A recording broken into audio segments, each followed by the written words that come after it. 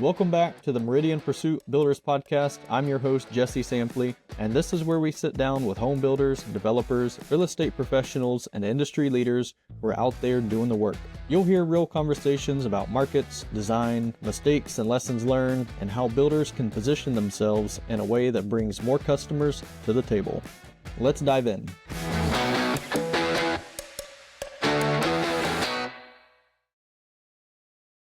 All right, I've got the Glen Downs with the plumbing doctor in Elizabethtown, Kentucky. Glen, how are you doing today? I'm doing great. How about yourself, Jesse? I'm doing good, and you look good too. Glen, tell me. Are you flirting with me? I might be. Okay. Probably going to cut that. Glen, tell me, how did it all begin? Take me back to the early days of Plumbing Doctor. Maybe it even goes beyond you, but when did Plumbing Doctor start? Plumbing Doctor started 2003. I worked for another plumbing company, and then just came in one day and told Tracy, I was like, I think I'm going to start my own business. Well, we were pregnant with our second child. And then she's like, well, we're going to have a baby and all this stuff. I was like, yeah. I was like, well, we'll do it just like this so I can remember it. On the day he's born, it's the day I'm going to start a business. So that's what we did. And that was 22 years ago. Man, that's been crazy. What's it been like? If you could wrap it up into a little bit of a journey, I mean, what have you seen changed? I know you've seen the town of Elizabethtown change over the years. Yeah, just so much has changed. It's like being on a roller coaster. Part of it's on a rail, and then part of it is like on a raft. I mean, it's up, down, side to side. You're just so much stuff, and the technology these days has so much improved. Where back in the day, they did cast iron drains and galvanized water lines, and then they moved to copper, and then they went from copper to this new technology called PEX. It's like a polypropylene water line, I think is what it is, polypropylene, polyethylene, but anyway, it's a cleaner pipe. It's a lot quicker, easier to put in. It kind of made the homeowner a better plumber also. Really? How is that? Okay. Because you can go to Lowe's or Home Depot or any hardware store and buy this pipe and the tools to do it. Some of the technology now, you can snap it together, and it you don't even need tools. It's I just installed a laundry room sink with the shark bites that they're called. Yeah. And I couldn't believe it was so simple. Yeah, it's frustrating on my end because I learned all this plumbing codes and the proper way to do plumbing, and then they make the product easier, quicker, faster, which helps on my end also. But then that kind of, you got Hobby Lobby Joe or Handy Randy Andy there can come over and do it just as efficient as we can. And then he doesn't have a license, then it just makes it difficult to be in business some days when you have Joe and Andy out there doing their scheming and not being licensed or insured. Some of that I feel like that takes away from the trade of being a plumber or electrician or heating and air. And some of the homeowners or different businesses get taken advantage of because they're going to come in there, do it, they're going to show you it works, then leave. Then if something comes apart later on, did they have insurance or something got stolen? We do background checks and drug testing at Plumbing Doctor. I don't let anybody, because everybody there is pretty much representing me. They're me when I'm not there. And, I want to make sure I share the love of, hey, I'm here to help you and take great care of you. But when you got these other guys out there doing the homeowners, or, I'm not saying that they all take advantage of you, but, they're not skilled license carrying guys. They're just out there doing what they know. And Major risk on a homeowner side. How does a homeowner protect themselves against that? So if they go to Google a plumber or referrals are about the safest ways because hey, at least I've they got are. proof that something went well. But for just the average person out there that's like, man, I've got kind of an emergency situation. I'm just trying to find something to come out. What are the red flags that they need to look for? Well, on some of those, first thing right out of the gate is I'd find a reputable plumber first off, or word of mouth is always the best. I'd check their A+ rating with the Better Business Bureau, because go there, then you'll find out real quick if they are legit or holy cow, or whatever. I'll be honest with you, I've seen some plumbers around here that at the supply house when we come in, because all of my guys, they're clean cut, well dressed. I've seen some of them looking at them going, I if you showed up at my house, I'd be asking you, are you here to rob me or what? You got to look the part. You got to be clean going down the road. You open the doors up of your truck, you don't want trash falling out, because that's the first thing that people are going to look at is, at least that's what I do. And I would think that most society does the same thing of how do you look? How do you treat your stuff before you come to my house? When we hire new employees, I do this every time. I'll wait until Tracy is talking to them or they're filling out the application. I'll go out there and, look through the window of their car to see how they keep their car. If it's trashed, then I know how they handle themselves or how they're going to handle my stuff. Everything, as the old Say it again. how you do one thing is how you do everything. And I think That's that's exactly right. quote, and it tells a lot. And on a customer side too, it tells a lot about the business. Like you said, if you're Yeah. clean cut and your shirt's tucked in, and you've got a nice uniform, and your truck's clean, and it just shows a good representation of the business because you can put out fancy marketing.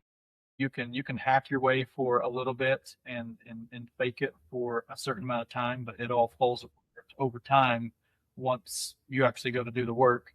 And then past that, once the test of time of after the work gets done, and I would say probably a red flag is there any sort of a warranty on the work that you're doing? I've brought you into my home, you've come and done a repair. Do you have any kind of a safety net to say, hey, if something goes wrong, like you just call us and we'll come back. We warranty our own work. You guys have anything like that? Well, we have warranties on everything that we do. When we come into, houses, I like to call it the red carpet treatment. Like some of the guys they have these little floor mats or a rug mat or whatever you call it that they set that on the floor to put their tools on because things could happen, things could get scratched. Uh, after they're done, picked everything up. We polished up. Clean it up. We if I always try to tell them, which I have done the same, of when you're done doing it, make it look better than it was when you got there.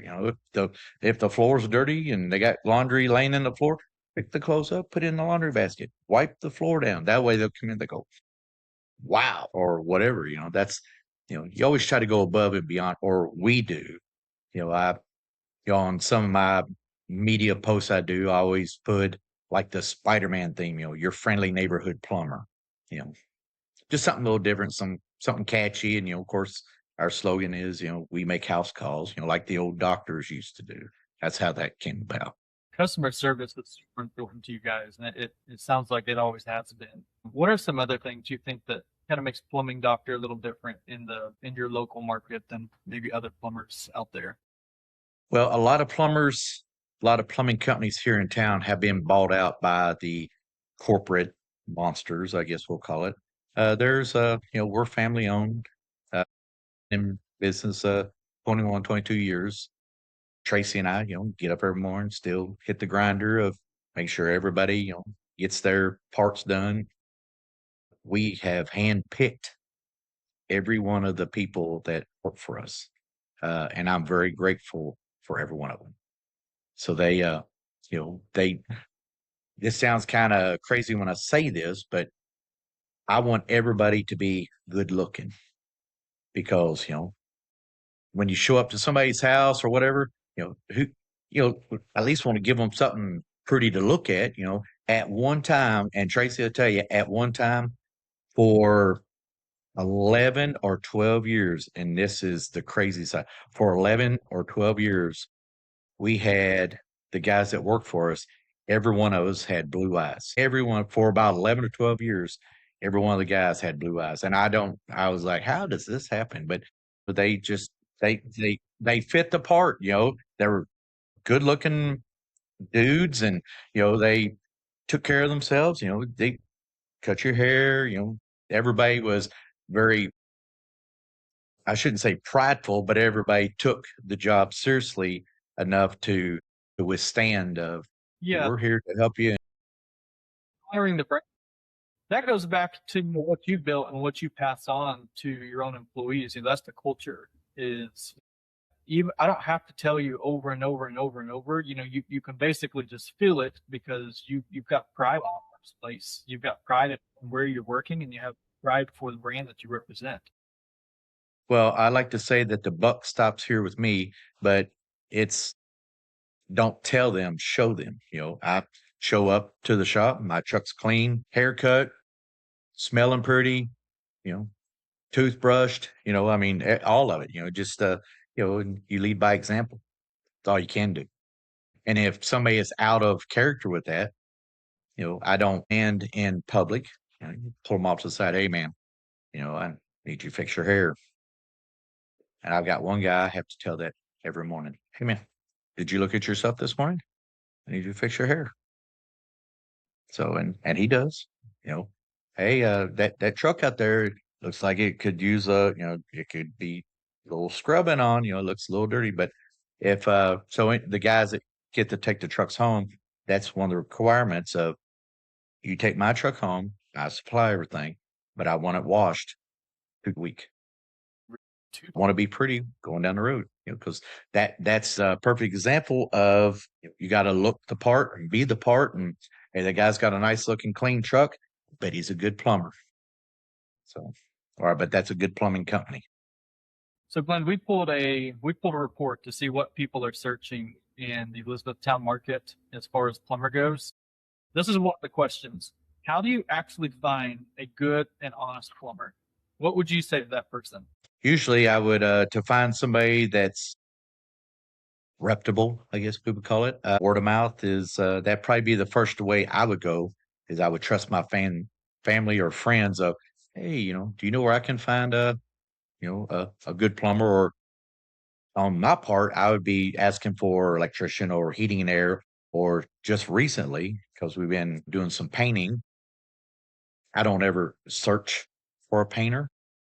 Ask friends and family first off to see what their response is of, well, did you have was it a good relationship, or was it good of, did they do a great job? How was their work ethic? Did they show up on time, or how did it look?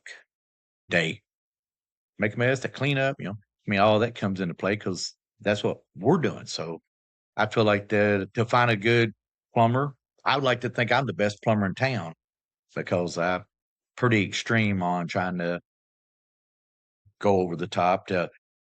It's not really trying to, I want to be better than everybody else, but I want it to the extreme of that guy is the best I've ever seen, or those guys, or whatever. I think that the word of mouth or friends and family, standing up for you would be where I would start on finding a plumber. And if you couldn't do that, then, check. Yeah, I would add to that and just say, some of the social proof, because the Facebook reviews, the Google reviews, a lot Yeah. of people just ask, the ISO on Facebook, hey, I'm in search of a plumber. Basically a virtual version of what you're saying, of asking their friends and family of like, hey, who's a good plumber in this area? And that's, if your business is the one that is mentioned, then you better make sure that your business is represented well on the side, if they're the one that's tagging you in a Facebook comment or an Instagram comment or anything like that, and of it too, to say, hey, this person got a great review, but it was 3 years ago, and it doesn't look like the person's done any work since then. Maybe they just asked their uncle to leave them a review. Well, we do on all the service guys, we ask them to, ask the customer honestly of, hey, if they did a good job or a bad job, give us a review. And it kind of sets you up for, pat on the back or what the heck happened. So, that's but that lets me know we need to do some training or attaboy, good job. That's which we do a lot of videos and I try to do a lot of posting and stuff just to kind of jump out there and, get people to, hey, that's cool. We do whatever, some of those, oh my gosh, videos that some of them seen and they're like, how did that happen? Holy cow, I can't believe that happened. Or, but that's some of the cool stuff I like of, just it's kind of like either the wow factor or a shell shocker of. What do you think 3 or 4 of those things are that make you guys the best plumber in town? Well, first off, I think the cleanliness of it is, be a clean plumber is a professionalism. We do a lot of training. We do in-house training. The licensed plumbers that we have, we do our own teaching for the plumbing test for a journeyman. Do that. Andrew Tromley is one of my lead guys. He teaches that class to help him, help us, help the business, everything, because that's really what you need is somebody that's knowledgeable about what's going on and the up-to-date, greatest, newest technology they have. We try to stay on top of that. The new these new codes that are coming out, try to make sure that we know the new codes so when it gets there, we're not stumbling or failing at that. I have this sign that it says, rule number 1, customer's always right. Rule number 2, rule number 1. That's it. That's what it says. So, whenever there's a problem, I'm like, they got to be right because they're the one paying the bill. I know it's not Burger King, but they're going to have it their way, and we're going to help them get it there. So, unless it's something extreme that is going to be impossible or against a plumbing code or just is unreasonable, then, we're going to do everything we can to make it fly. Here's another question that came up is, what do local plumbers usually charge per hour? A lot of the new plumbing companies, because it varies so much. Some of them do this flat rating, which I think is absurd. You have to flat rate some things, but not everything. You just can't come in and say that right there is going to cost you $800 to change this toilet out. Maybe the toilet didn't need to be changed out. Maybe it just needed to be a new flapper and a new fill valve put in. Maybe it needed to be tuned up. But a lot of these new plumbing companies do that. Hey, it's going to cost you this without even looking at it. They do it over the phone, or they'll say, we'll come out there and for $150, we'll come out and see what you got going on. For $150, you're coming to my house, you're going to fix it. You're not going to be $150. You got to pay me. Now let me see what you got going on. A lot of the taking advantage of homeowners and customers I think it's gotten out of hand. But I know everybody's got to have money and make their businesses thrive. When the COVID thing came on, everybody got a humongous pay raise. It seemed like. Where that went was what I was making back in the day is like chump change compared to what a plumber of today makes. So it's to pay people top dollar for knowledge is what you're buying for them to be out there doing that. It costs a lot of money, and then you go to the homeowner or customer to do their deal. Then they're like, how much? I mean, it just blows them out of water, and we can fix it or whatever. We offer financing. I when we first got into that, Tracy's like, maybe we should offer financing. I'm like, it's in your mind, I'm going, well, who doesn't have, a couple of dollars laying around? Well, I mean, the way the economy is and everything, the financing comes in great now. I would hate to be out there and needing a water heater or something and then had to finance it, which that helps your cash flow because now you're not strapped as hard of pulling, a couple $100 out of your account when that might be going to college education or something. So It's really just a continued service that it is. goes back to customer service. It's, I'm always thinking about my customer first. So is this Exactly. a tool that I can have in my arsenal that is going to help? This is going to help the customer. We're not forcing it on them or anything. It sounds a very honest and common sense way of doing it. What Right, what right. people expect? Let's say, hey, I've got a plumbing issue. My drain, something's funky going on. I call the plumbing doctor. What does that experience look like after they call you guys?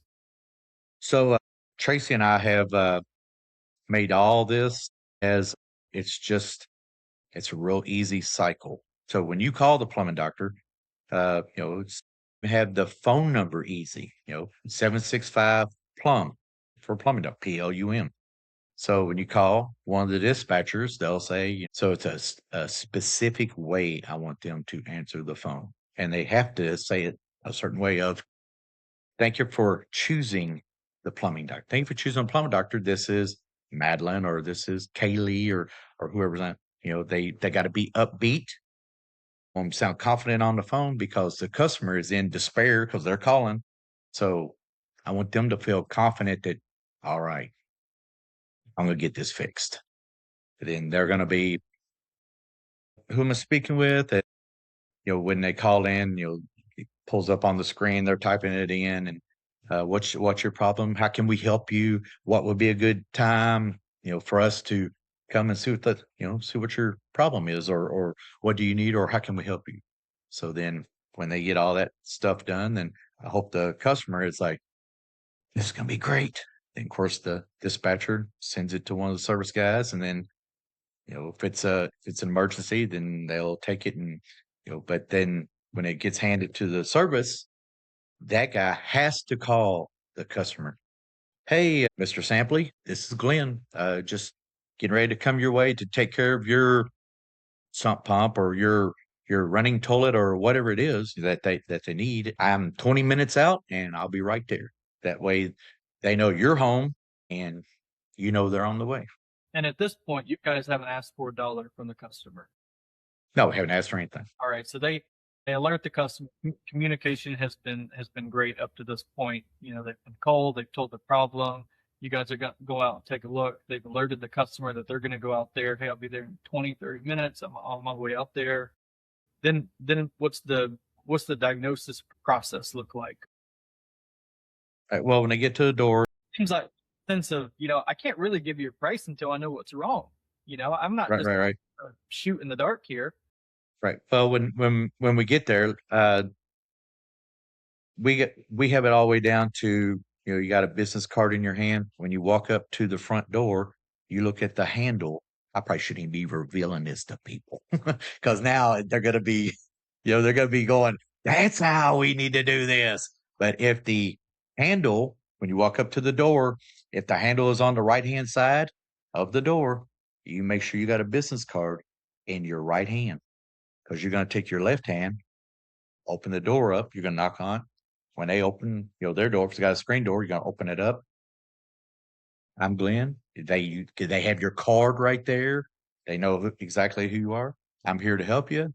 Then you go diagnose the problem. Then we give them a good, better, best. I can get you this, back to a sump pump. We can give you this pump, this check valve for this price. Or I can give you something a little bit bigger horsepower for the better. And give you the grand poobah, the best at this price. So then the customer always has a choice, well, my budget or my purse says I can afford this. So this is what I want. So we're not cramming it down their throat. They get a choice of, all right, I want the best, but it's better just as good. It's gonna work, you're still gonna get your warranty and we're gonna take care of it. So Man, that's that's how we do that.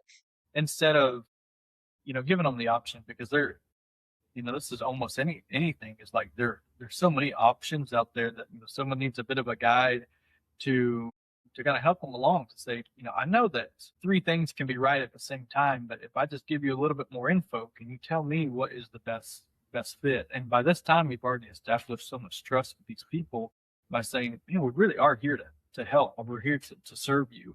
We're not Right. random flat rates over here, something real gimmicky. It's service, and we're here to serve you. Well, and the reason that to do it that way, that I've discovered of doing it like that, then grandma might have down the street, Mr. Sampley might be, Plum Dr. Sid did such a good grandma. You should try them out. And the next thing you know, the forest fire starts, and grandma's going to tell all of her girlfriends at church, and all the girlfriends at church are going to tell their girlfriends or guy friends or whatever. That's a guy will tell two or three people, but a chick will, if she's proud of it, she wants to tell all kinds of people. Now, and the reverse side of that, if you do a bad job, it's going to have the same effect, and that hurts. So you always want to smile and let me help you. I noticed. So you guys you offer discounts. What discounts do you guys offer, and why do you offer those discounts? We do a military discount because they deserve it. We do like an elderly type, discount because they deserve it. They've earned that. If it's a firefighter or a police officer, we'll do the same things. Or Tracy and I have talked several times about teachers these days. I really don't know what kind of salary they make, but if I was a teacher, police officer, firefighter, any of those, EMT, that I think the technology and the education you have to have, they should make $500,000 a year, I think, because there's no way I would ever be a cop or a police officer, because you're always going to be dealing with some crazy stuff. So they deserve a discount or whatever it is to help them, because they're going through the same stuff as everybody else. They protect the public or help the public, and you always try to give that little thank you back. You're serving those who serve. I think that again speaks back to your yes, sir. culture and how you got to serve your customers. What would you say to someone who is searching for a quote affordable plumber in Elizabethtown? Because that's another big search that people are asking. Well, the affordable plumber, I think that's just a gimmick. You get what you pay for. You really do. If you want the red carpet treatment, that's something like us. If you want Billy Bob's plumbing, you're going to get Billy Bob. He's going to come in your house with dirt on his shoes and going to fix your stuff, not wipe things down. So the affordable side of it is it's it's not really, I wouldn't want to call it cheap. It's just, what can you afford? That's really what comes down to, of how much do you want to pay and how much aggravation you want to deal with. We want to make it user friendly. We come in, fix your stuff, leave, and you're like, dang, they clean the house, or whatever. Yeah. Well, there's also this bait and switch pricing. It is here. I'm going to get the person that is looking for an affordable plumber. I'm going to quote a low price, but that's the final price that they end up paying, because we see it all the time. We hear it all the time. Yeah. While I was in there, there's this issue and this issue, and by the time that you're done with it, they've made more of a mess with everything than what they're trying to get you at from the beginning, and it's horrible. Well, yeah. On that, if one of the guys sees something else that needs to be addressed, they'll tell them, and hey, while I'm here, I saw this. We can fix it, so there's not another charge to come back later. While we're here, we can do this or that, or what else do you have, or do you need anything else? It's now as me saying that, I don't know if it would be as a affordable, but I think it's kind of looking out for the customer. Yeah, if it's honestly, there honestly is this other issue I found, and not just, hey, I'm trying to get in your house for $50, and then I'll up some stuff to fix. Yeah, exactly. So be Well, careful. I'm here to, A quote, a portable plumber. I think you said it, but you right. you get for Yeah, what you pay. So be careful of you that. do. What are some of the most common service calls that you guys get? Most times it's toilets leaking, or one of the things that we have a hard time here in Hardin County with is the hard water. Hard water deposits. It does nightmares to the water lines. So we push water softeners and things like that. But most of the time, it's which, like I said, it does. Hard water just destroys stuff. Changing water heaters out. We do a lot of water heaters because of the calcium buildup in the bottom of the tank. The average water heater in Kentucky lasts right at about 6 years. It's if it's any longer than that, it's because somebody went the extra mile to flush it out. But from one extreme to another, stopped up sewer lines. People, or stopped up kitchen sinks where people have put grease down the lines, and a little bit of the seasonal would be right at spring when everybody's out doing their landscaping and planting flowers, and they put their hose on their spigot, and which they forgot to remove before winter got here. That'd be busted. I mean, we'll change out 500 spigots in a matter of no time because of people leaving the water hose onto the spigots. So those are a big commodity, and usually when people just want to upgrade their their plumbing works altogether. Hey, I want a black toilet now instead of a white one, or the new fancy wancy stuff is the gold fixtures, the gold faucets and gold tile racks, and or shower trims, or stuff like that. Well, everybody wants pretty stuff, so that's we do a lot of that things, or busty expansion tanks on water heaters. We do a lot of those, and that's because of they don't have the pressure reducing valve on their water coming in. So they're hitting their water or their plumbing at 150 psi, which it should only be around 70. We try to run around 70 or less, because the expansion tank, if you overwork that, then it's going to bust, and then you got to fix that. So Is that a pretty common that's issue? yeah, that happens a lot. Every week we're doing water heaters, expansion tanks, or leak in the yard, or I've got this leaking, or it's a variety of things. But usually water heaters, toilets, stopped up kitchen sinks, or stopped up main drain. It's just some of the stuff that we If you had we to roll list out, hey, here are some of the most common issues that we see on a hot water heater, what would you say are some of those most common things that you guys? Well, first off, it's a water heater. A It's water not a heater. hot. It's not a hot water heater, because you don't need to be heating hot water already. So, but anyway, on a water heater, what's that? I said yes. That is redundant. Usually, if on a water heater, it'll be an expansion tank or the relief valve on the side of it. Some people call it a pop-off valve and everything. That'll start chattering if you don't have a expansion tank on the water heater. That's because all the new water meters have dual check valves, so the water company can charge you for every thimble of water that you use at your house. That's how that works. So when you're running the water and then you shut the water off, or the faucet off, whatever, it creates a hammering effect through the plumbing system. From the check valves closing at the meter, you have to install a expansion tank to keep that from vibrating the whole house out.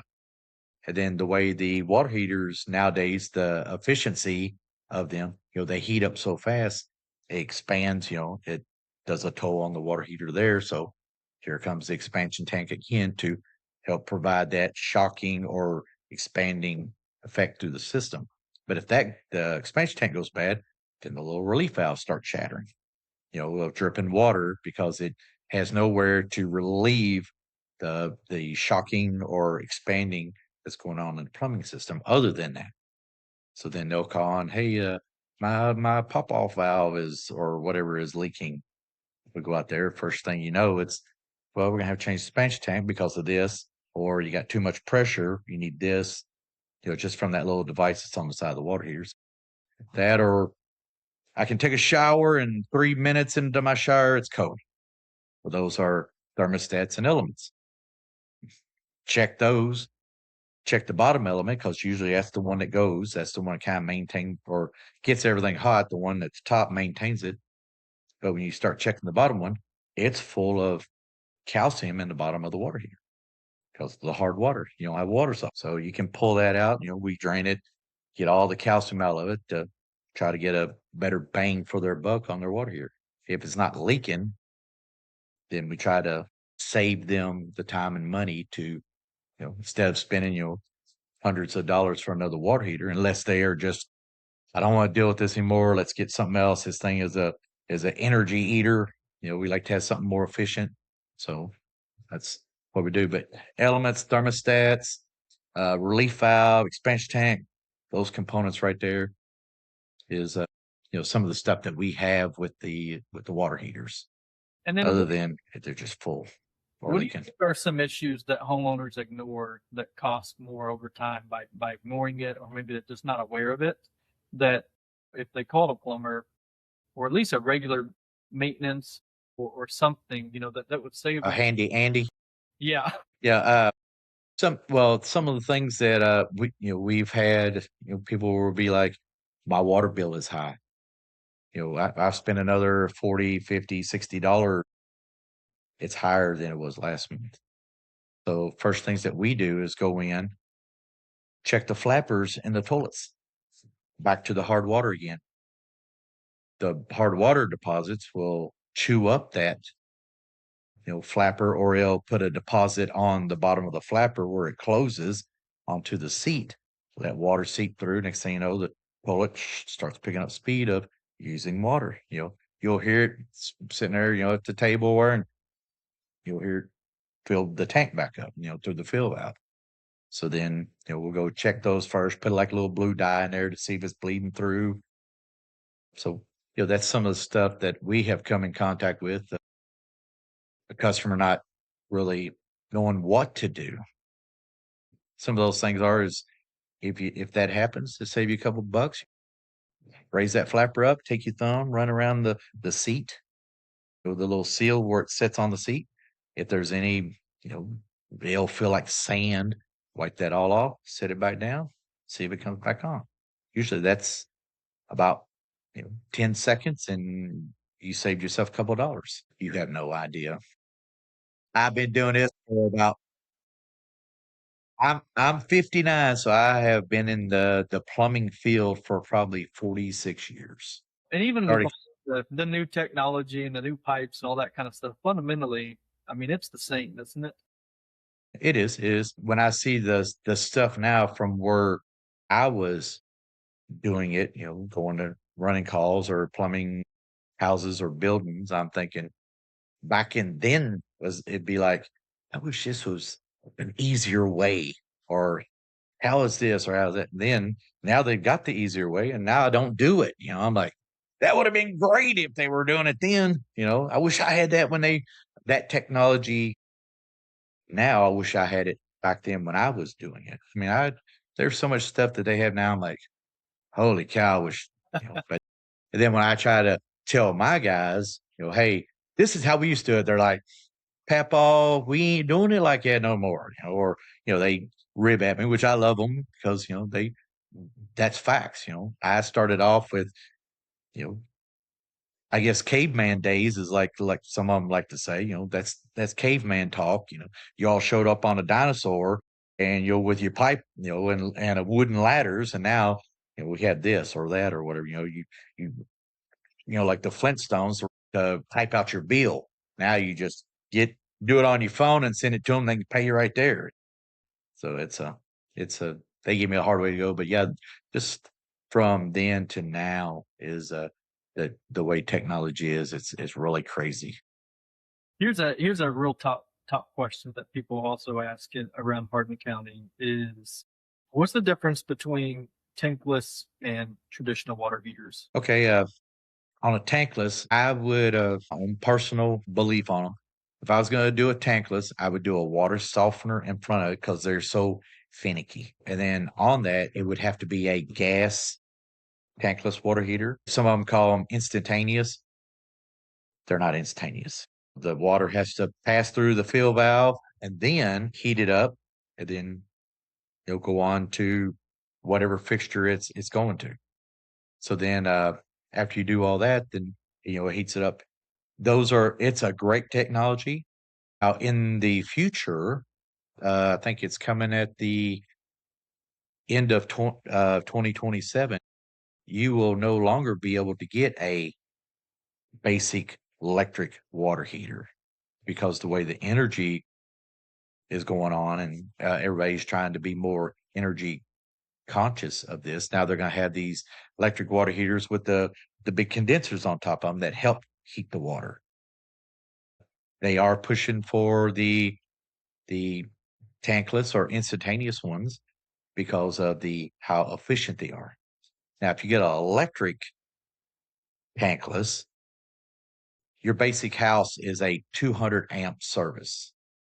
It takes 155 amps to run one of those. It's between 140 to 155 amps. So if you're running the dryer and wanting to take a shower, not going to happen. You're going to have to put in a bigger electrical service into your house just to run the water heater to make everything come on at the same time, which, we've put some of those in.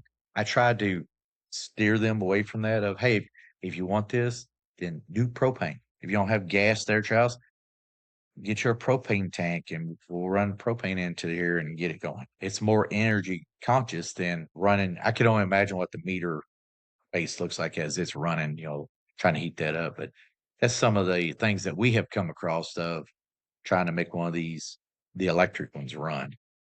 Do you recommend a specific water heater for people there in Hardin County, or does it depend a little bit about what? Well, they're all basically the same across the board. I like a Nevion because being a gas, it's built into it for propane or natural gas. So everything is there together. A Renai water heater, they were the grandfathers of instantaneous or, the new technology of water heaters. They do a great job. All of them will heat water. It's just, what do I like about them? And that's just my personal preference. A.O. Smith makes a great water heater also. It's just, again, they all hang on the wall the same. They all hook up the same. It's just some of the little features that a plumber would like is how it goes versus what somebody else likes. I'll probably get a punch in the nose over there. They'll be like, oh, I like this water heater better than that water heater. And I'm like, okay, it's a Chevrolet, Ford, Dodge. Which one do you like? Yeah. They all shut doors and ride down the road. Well, the answer is Ford for those listening. I heard what you said, but I disagree. Okay. I like a Chevrolet myself, but I will say I do have a couple of Fords that are in my work fleet. But I've heard a few construction guys say Ford only stands for fix or repair daily. That's about the acronym. Well, they're what is it? Fast on race day, or I forgot what they're flip over, read directions, something like that.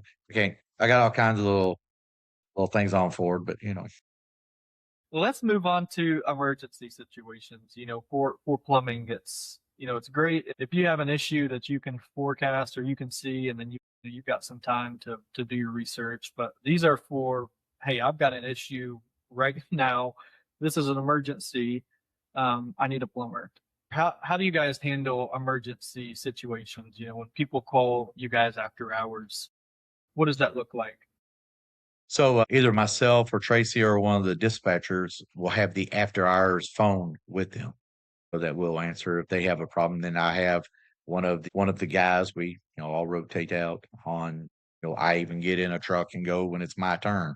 But if somebody calls in dire straits, then we'll dispatch it to whoever's on call and go out there and help them out. Does that ever happen? Happens all the time. Tell me the best one that The best. I already tell it came to your mind. You already had it in your. Yeah, yeah. The best is Friday afternoon. You're off. I, with Tracy, I always call her, my trophy wife. It's like, oh, I'm gonna take Trophy out, get a trophy wife out there. We're gonna get dinner. I like to date my wife. So, that's one of my favorite things to do. So we're going to do this, that, and it never fails. You'd be all suited up. If I'm the one on call, it's because it always happens to me. We'll be, I get a call. My sewer line stopped up. I'm like, I'll be right there. And then, babe, I got to give me 10 minutes or an hour and then, I'll be back. So then change clothes, work clothes, go do it, come back. Or getting ready to get in bed. Call. I'll be right there. Oh, yeah.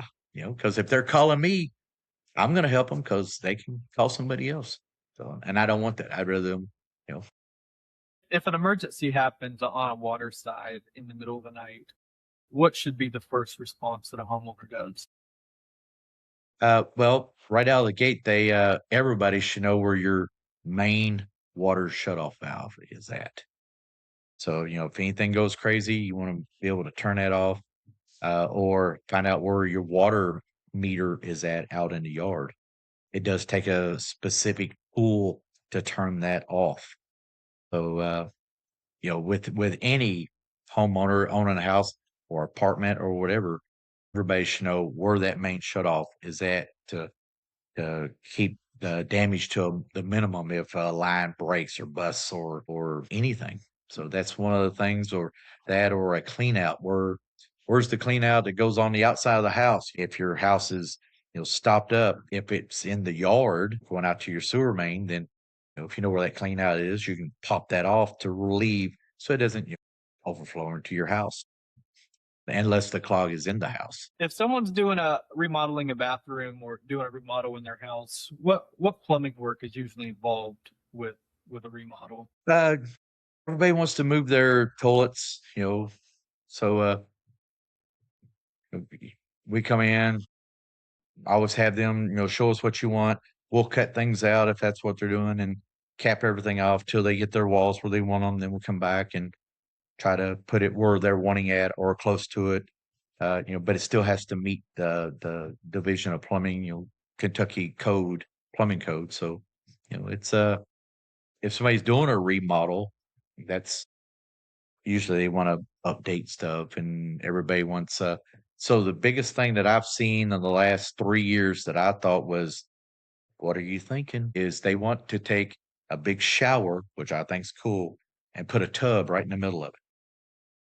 And I'm like, wow, that doesn't make any sense. You're gonna take you got this big nice tub right in the middle of this big nice shower. I don't get it. I don't, but everybody's been doing it. And I'm like, okay, cool. We'll do it. We'll But wait. I bet We'll wait. we have. Go ahead.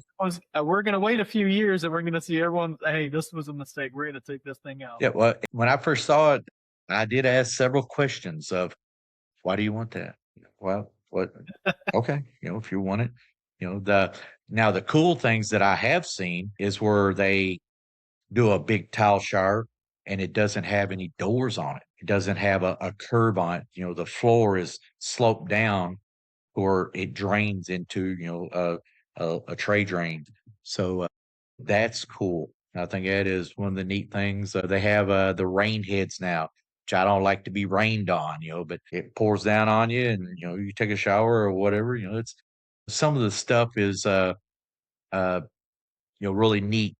That I think Moen makes this new shower valve that's you can turn it on with your phone. And I'm like, what if you hit that and your shower is on at the house and you're at one of the hardware stores, here we go. We come in. What happened? The shower just automatically came on. That's and I know that's probably overthinking it, but some of the cool technology is really neat. The toilets that they are coming out with. They're making one if it gets stopped up at the back part of the bowl. it has a port that it will drain itself if the trap is, the toilet itself stopped up. This has another way to get to the drain so it doesn't overflow. I mean, that's stuff like that I think's cool. They make these toilet seats now that when you come walking in, it'll raise up, the seat or the cover raises up, for, to sit down if you need that, or, you just touch it and it comes up. Some of them now have night lights, so, if you have to use the restroom at night, it's got like a little night light. So you see the toilet sitting there, I'm thinking, just the overthinking is what I love. I think that is some cool stuff there. I like watching the demo videos, the billiard balls that have to be flushed down and all of those. But yeah, exactly. So when we used to do home shows and stuff like that, I built this big clear box out of Lexan, and we would try different toilets. We'd put a toilet on there, and then we would fill it full of golf balls to see how many golf balls it would flush. A American Standard Champion toilet will flush like 26 golf balls. I mean, it'll be rounded up and it will do it. We flushed Hot Wheels, Barbie doll heads. I mean, you name it, just to see what it would do. And, just take that toilet off, put it on. Let's see what this one would do. We used to do that stuff all the time. Let's see what this one would do. That way we knew, as a plumber, don't get that.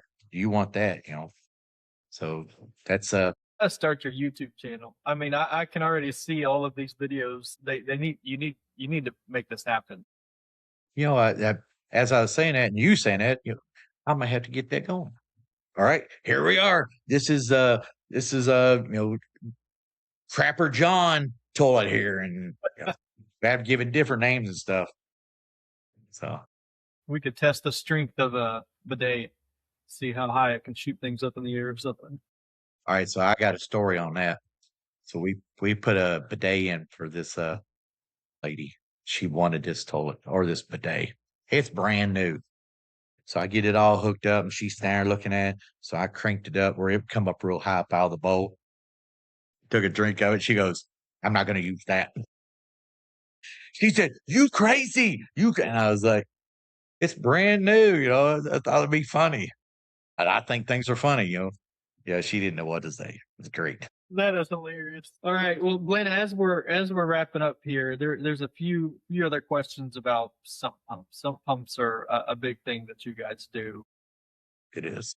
And a lot of people from what people search for online, which we use a lot of tools to just see what people are searching for, and people search some real interesting things. One of them is, what does a sump pump even do? All right. So a sump pump will take the subsurface water, like in a basement, the water that's under the concrete floor. It's in a crock or a pit. So it sits down and it just discharges the water out from underneath of that floor to keep the house from flooding, or it'll convey condensation into it, like from a heating and air, and it pumps it out and stuff like this. So being what I like to say, your friendly neighborhood plumber or the best plumber in town or the most knowledgeable, I have one specific sump pump because we've put them all in. So they make a Liberty sump pump that's powder coated so it won't rust. Instead of the float just flopping around in the water, it's built to the side of it. It's secured to the side of the pump housing. It does not draw the water in from the bottom. It draws it in from the side. So when you got it like that, then if it's sitting in mud or something's got up underneath of it, then it'll pull that from the side instead of the bottom. So it lasts longer all the way around. It is a cool pump.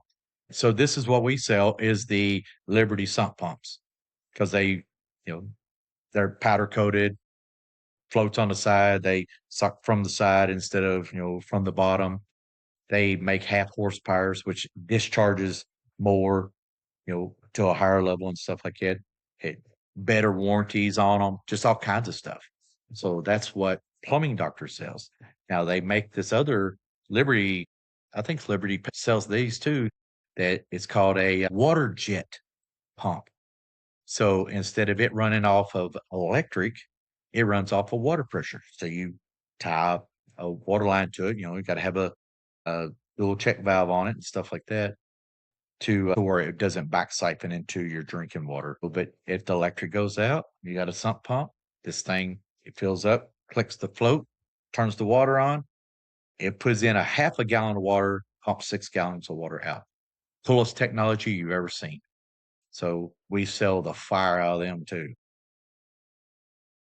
You guys do a lot of replacements? We do. Yeah, we do. Matter of fact, I did one yesterday. Really? What's the average cost? Could you put an average on it, or is it? Well, it all depends on what you want. If we have to, it's going to vary between $550 to $2,000. If we have to run the whole discharge line out and put a check valve on it, they make these check valves called a soft close check.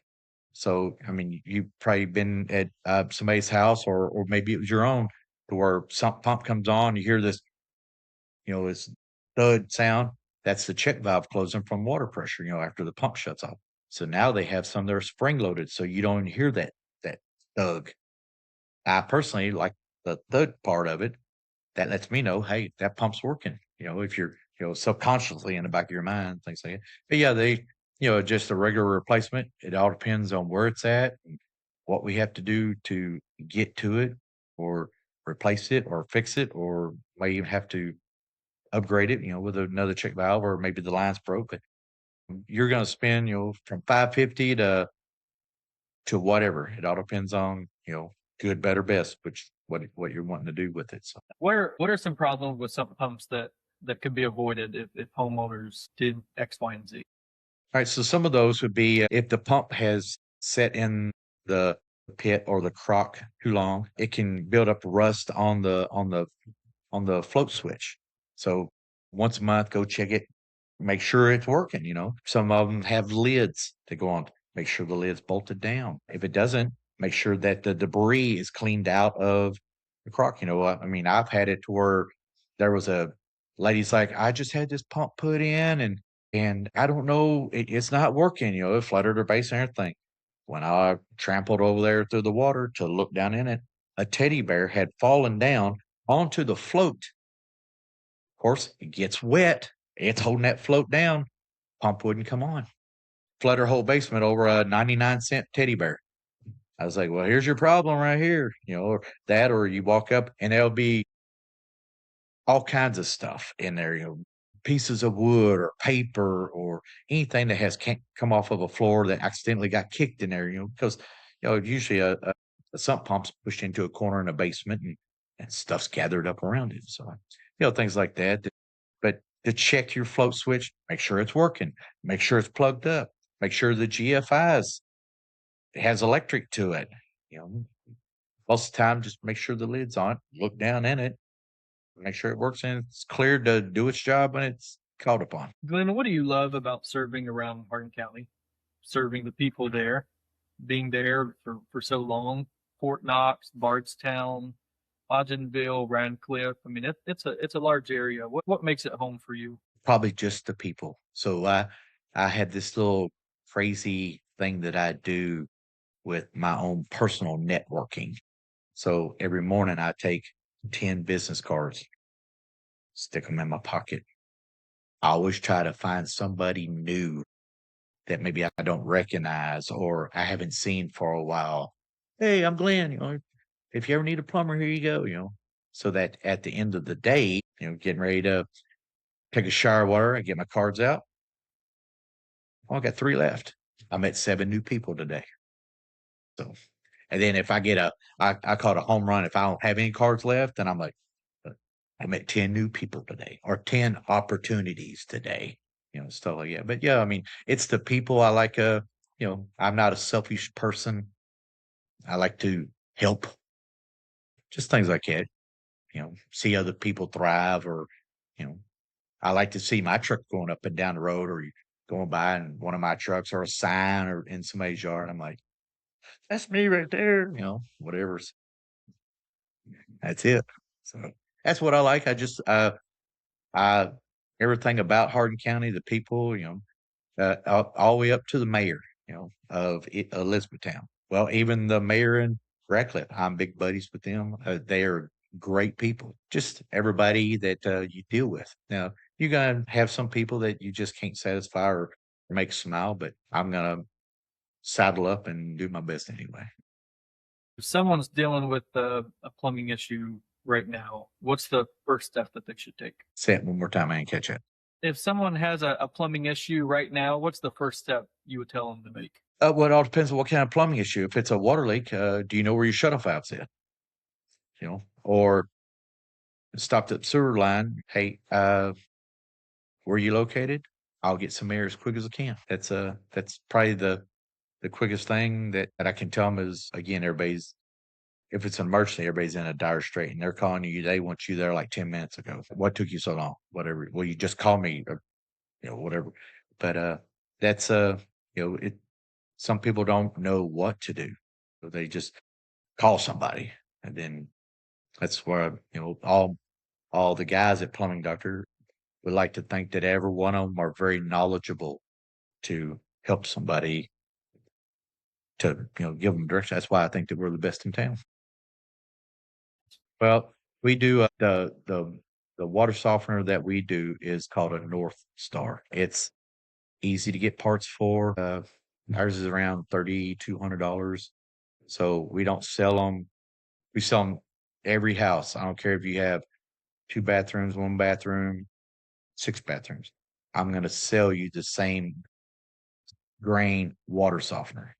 I'm going to sell you the 45,000 grain water softener. Everybody wants to, we're going to match your grain to, the size of your house. Why? Just get the biggest one you have. It's not going to use as much salt. If, it might be a little bit of the overkill, but you don't have to keep adding salt to it. It does the same thing. Just they all work the same. Some of them want to, drop the grain size down to a 22 or 23. Then you're constantly putting salt in it because it's smaller. Every house that we do a water softener on, always put the biggest grain in it. That way they don't have to worry with it. I don't worry with it. After you get it all set up, if it's having a problem, they call, hey, our water softener is doing this, get online, pull it up. I'll have somebody there in just a minute. It might need to be backwashed or the salt level is gone down and because you didn't add salt to it or some of the stuff like that. But that's what we like to do because I don't want to do, I hate callbacks because then it makes you look like you didn't know what you were doing. You show up, doing a good job. And, that's it. But What would you say to someone who is in the market for a water softener and they're getting hit with all of these ads and all of these big brands out there that are trying to sell a water subscription on top of their installation and all of that? Now we do a subscription where come over, we bring the salt, check it, fill your tank up, backwash it, make sure it's running. It does cost more money to have that when anybody can do the same thing. If you learn your system of how it works, you can buy salt at any hardware store. The ones we use will take any type of salt. But you Get don't in there. want it into that. That's a white glove service for them if they want it. That is red carpet Or grid service or white glove. I like that too. But yeah, with that is those water softeners. Every one of them are just like it. Or water softener are just like that. It takes a few minutes. Pay attention to it. It's even got little lights on it. Hey, I need salt. Get your salt up. Open your brine bin up. Pour it in there. It'll work. So all you have to do is maintain it. So, any of them work.